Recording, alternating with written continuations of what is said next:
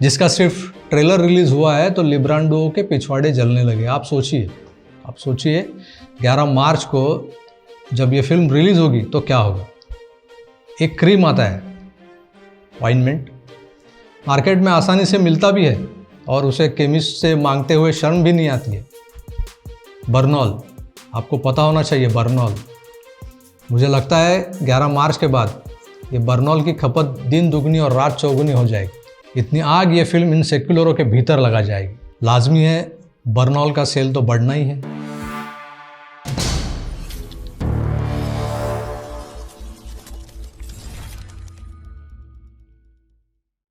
नमस्कार दोस्तों, आप देख रहे हो आकार DG9 और मैं प्रभाकर सूर्यवंशी आपका तहे दिल से स्वागत करता हूं आज की इस विशेष चर्चा में। दोस्तों, जैसा कि आप जानते हैं, अमूमन मैं पॉलिटिक्स पर ज़्यादा बातें करता हूं, मगर आज मैं एक फ़िल्म के बारे में आपसे कुछ बात करना चाहता हूं। वैसे मज़े की बात यह भी है कि मैं एक मराठी पत्रकार हूं। मराठी में राजकीय विश्लेषण करता हूं का मतलब कोशिश करता हूं। आज जिस फिल्म पर कुछ भाष्य मैं करने जा रहा हूं, जिसका जिक्र मैंने अभी किया, वो फिल्म हिंदी में रिलीज़ होने जा रही है। इसलिए मैंने सोचा कि इस पर बातें भी हिंदी में होनी चाहिए। तो दोस्तों, ये फिल्म जो आजकल बड़ी सुर्खियां बटोर रही है, जबकि वो रिलीज़ भी नहीं हुई, सिर्फ इसका टीज़र आया हुआ है और इस टीज़र को कई मिलियंस हिट्स मिल चुके हैं। अब आप सोच रहे होंगे कि कुछ मिलियंस हिट्स बटोरने वाले किसी फिल्म के या उसके टीज़र पे ये बंदा क्या बातें करना चाहता है। थोड़ा सा धीरज रखिए। मैं पहले उस फिल्म का नाम आपको बताऊंगा। नाम है कश्मीर फाइल्स। इस फिल्म पर चर्चा होना इसलिए भी ज़रूरी है कि इस फिल्म पर चर्चा ना हो, इसकी पुरजोर कोशिशें शुरू है। इस देश में बहुत सारे सच जो छिपाए गए सालों तक, उसमें एक बड़ा सच है कश्मीरी पंडितों ने जो दर्द सहा था उसका।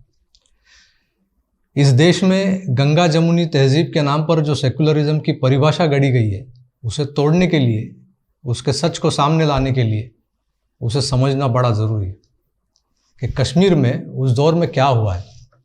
और इस देश का दुर्भाग्य कहिए कि न्यूज़ चैनल्स हो या हम जो फिल्में आज तक देखते आए हैं, उन फिल्मों ने भी उस सच को पूरी तरह से या कायदे से दिखाया नहीं। हम आप जैसे कईयों ने कश्मीर के हालातों पे कई बुक्स पढ़े होंगे, वहाँ के हालात जानने की कोशिश भी की होगी, मगर कश्मीरियत को जानते पहचानते समय हम ये अक्सर भूल जाते हैं कि हमारा फोकस होता है कश्मीर के हालात, वहाँ का आतंकवाद।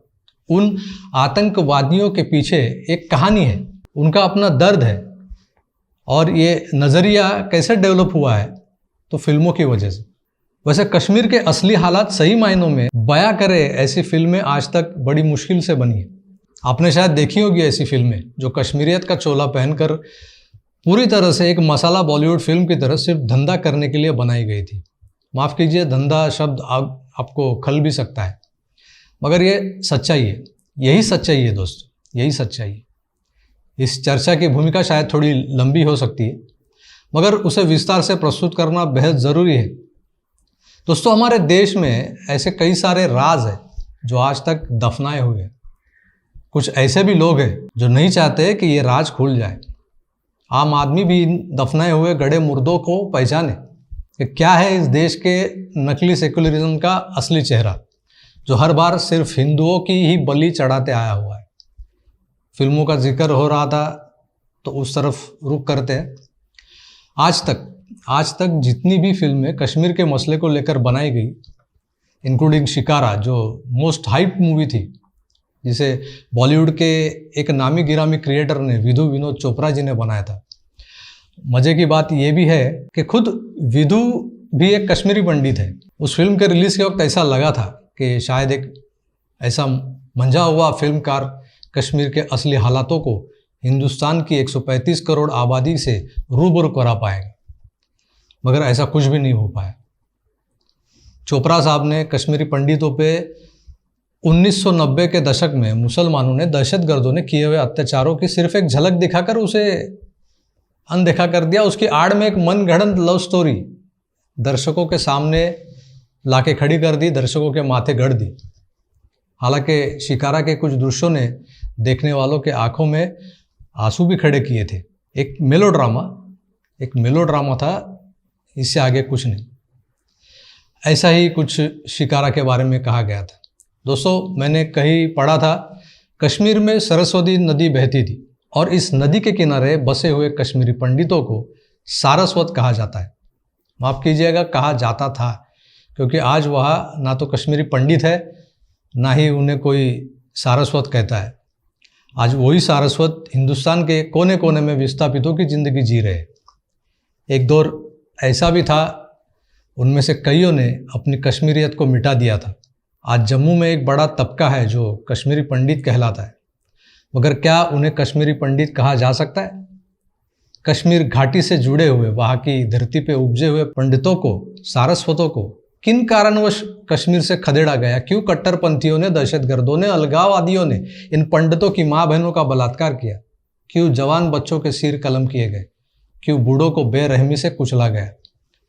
उन्हें कश्मीर छोड़कर, अपना घर बार छोड़कर भिखारियों की तरह जम्मू में, दिल्ली में, पंजाब में जाकर पनाह लेनी पड़ी।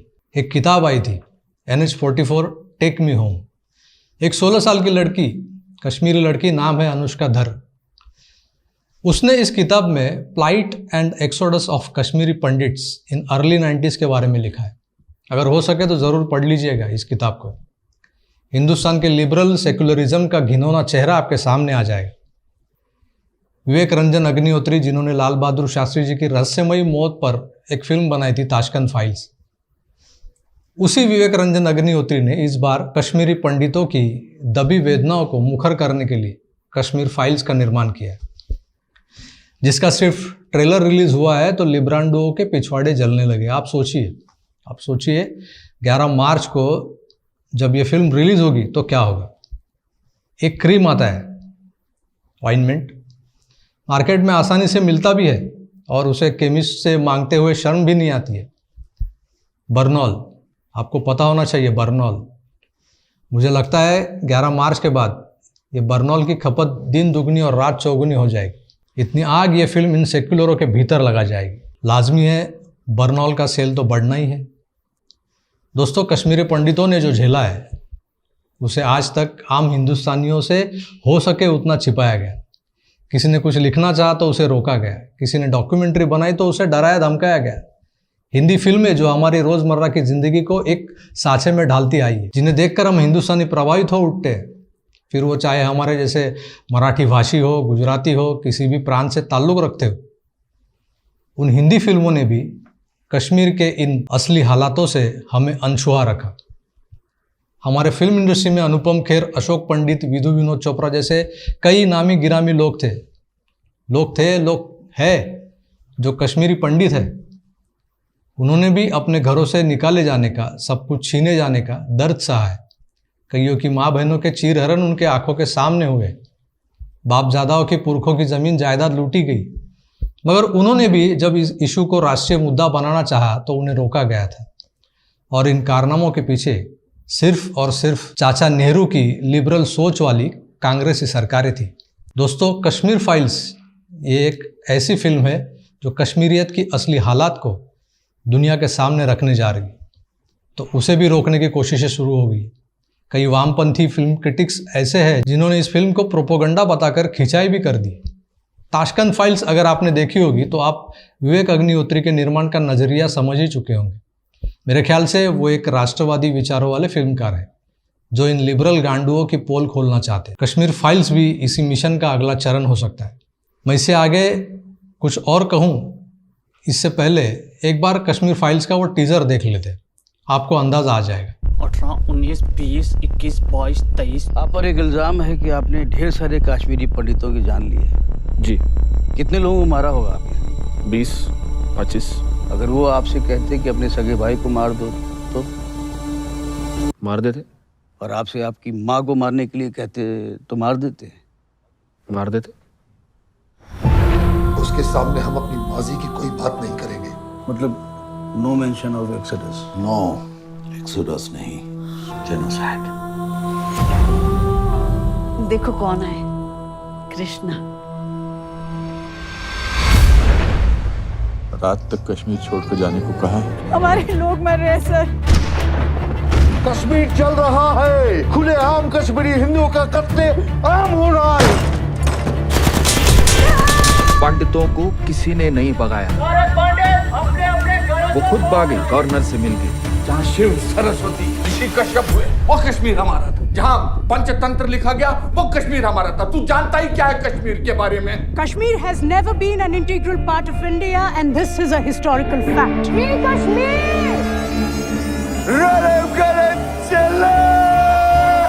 अपना धर्म बदलो, भागो क्या मर जाओ। कश्मीर के मसले का एक ही हल, अल जिहाद।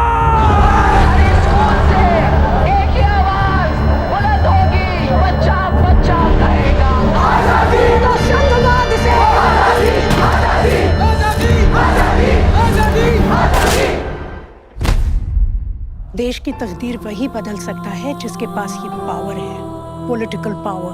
पॉलिटिक्स का बस एक ही अंत है, विनाश, मौत। मौत के डर से मैं भी कायर बन जाऊं।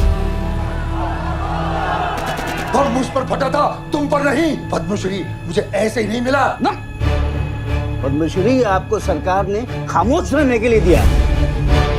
आजादी is a song of terrorism. It's an anthem of free Kashmir, exactly like Jan Gan Man of India. जब मासूम लड़कों को गाड़ियों से बांध कर घसीटा जाएगा और उन पर रेप चार्जेस लगाए जाएंगे तो ये सताए हुए लोग गन्जे उठाएंगे सर। कश्मीरी पंडितों ने तो कभी कोई बंदूक नहीं उठाई, क्यों? And we'll never allow Kashmir to be an integral part of this country. चाहे उसके लिए आग क्यों ना लगानी पड़े। This is the time for justice, Krishna.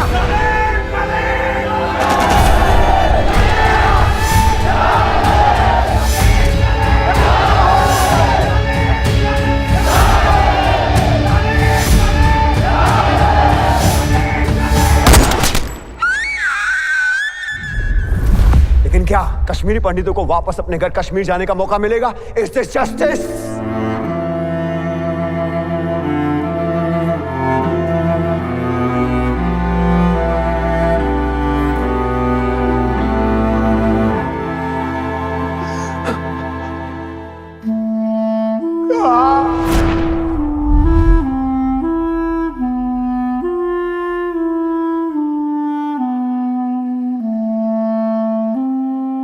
तो दोस्तों एक बात जान लीजिए, कश्मीर किसी के बाप का नहीं है जो आज़ादी आज़ादी चिल्ला कर या पत्थर फेंक कर आप हमसे छीन सकते हो।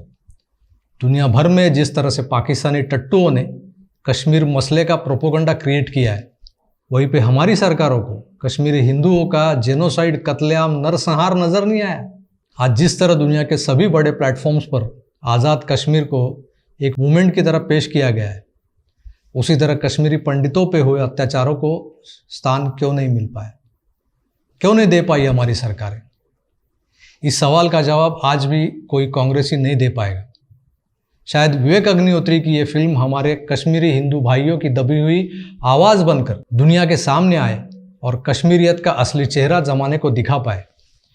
टीजर में जो दिख रहा है उसी की आज इतनी तेज़ है कि सभी लिब्रांडू इस फिल्म का विरोध करने में जुट गए। क्या ये अकेली वजह होगी जो इस फिल्म को विरोध हो रहा है? कुछ और भी तथ्य, कुछ और भी राज हो सकते हैं जो इस फिल्म के माध्यम से हिंदुस्तान जान सकता है। शायद इसी का डर, इसी का खौफ है जो ये इन सो कॉल्ड फिल्म क्रिटिक्स को सता रहा है। दोस्तों, एक 200-250 पन्ने की किताब पढ़ने से आसान और बेहतर है कि हम 2.5 घंटे की एक फिल्म देखें, जान ले कि हमारे कश्मीरी भाइयों ने क्या कुछ नहीं सहा है घाटियों में। इस फिल्म में एक डायलॉग है, शायद आपने अभी टीज़र में सुना होगा। एक जवान कहता है, मासूम लड़कों को गाड़ियों से बांध कर घसीटा जाएगा और उन पर रेप चार्जेस लगाए जाएंगे तो ये सताए हुए लोग गन ही उठाएंगे। इस पर एक बूढ़ा कश्मीरी कहता है, कश्मीरी पंडितों ने तो कभी गन नहीं उठाई। तो इतना कुछ सहने के बाद सताए हुए कश्मीरी पंडितों का, उनके घरों से खदेड़े गए हुए सारस्वतों का खून नहीं खौला होगा? इसी सवाल के साथ आपसे अलविदा कहूँगा, फिर ज़रूर मिलेंगे। तब तक अपना ख्याल रखिए, देखते रहिए आकार DG9। शुक्रिया दोस्तों अपना कीमती समय देने के लिए। जय हिंद।